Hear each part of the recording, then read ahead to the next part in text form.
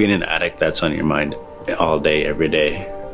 I did some pretty bad stuff. I stole a lot of people. I manipulated. I lied. I did a lot of stuff that I really regret doing in my life. And I hit rock bottom. But when I thought I did, I realized rock bottom had a basement, and that's where I was. The effects that I've seen with the opioid crisis in Lillooet have been devastating. I've seen family members losing their loved ones, strain on relationships, increase in crime, often theft. As a clinician, I can only express how difficult and how sad it is, but to really understand the loss and the pain and suffering for the family members losing their loved ones, I can't even put words to it.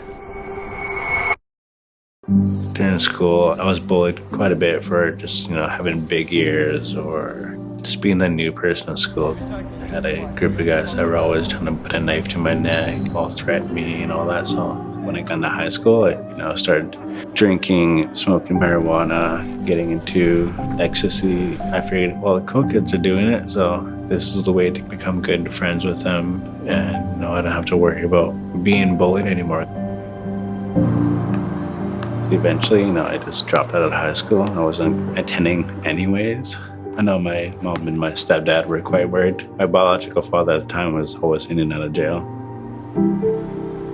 I ended up moving over to Kamloops. And of course, being in Kamloops, there was a lot more to experiment with drugs there. So I heard about fentanyl. I wasn't a fan of it, but at that time we didn't have anything else. So I tried it, and then it just stuck to me. And I just started doing fentanyl, more and more of it.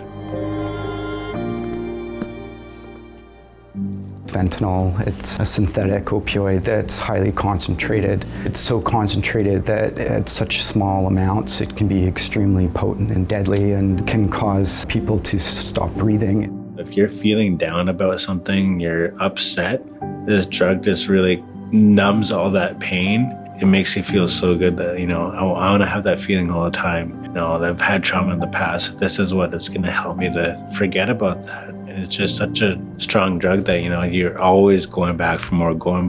And eventually, depending how much you're doing, you have to have it at all costs. I was lost out of a job completely. I was not capable of getting another job. I was dope sick every single day. After that, I was homeless on the streets in Kamloops. I got down to about 125 pounds soaking wet. I was not well at all. I was really gray-skinned. I had marks all over my face. I wasn't clean. I wasn't showered. Just not all there, really. I thought I was going crazy at times. And figured, I'm at this point already. What else do I have to lose, really? I already lost everything. Probably one of the hardest things that I had to do was watch my son, Rocker, live on the streets. I didn't understand what he was going through. I didn't understand what opioids were. I had to do my own research. I had to cut off giving him money, paying his bills, buying him things. And I had to be okay with myself, allowing him to hit rock bottom.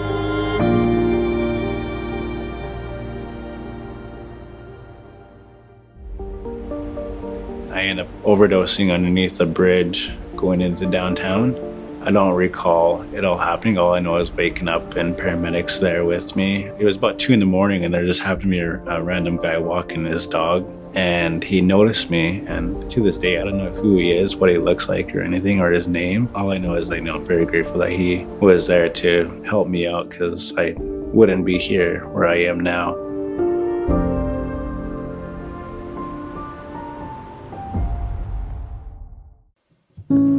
After that happening was my turning point. I hit rock bottom and I'm like, I need help. I got put into a shelter and they helped me out into looking for a treatment center.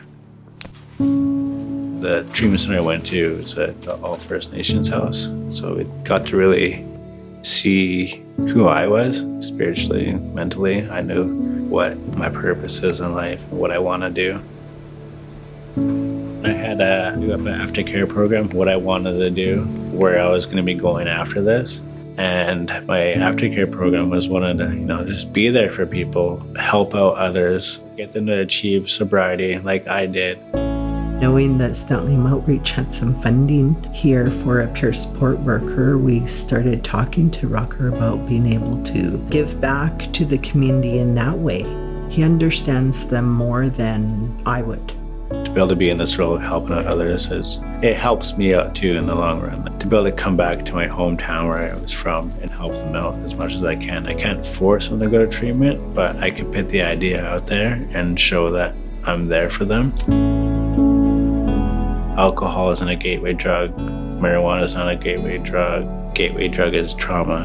And if you're dealing with trauma, there is help out there for that. But it's a matter of, reaching out.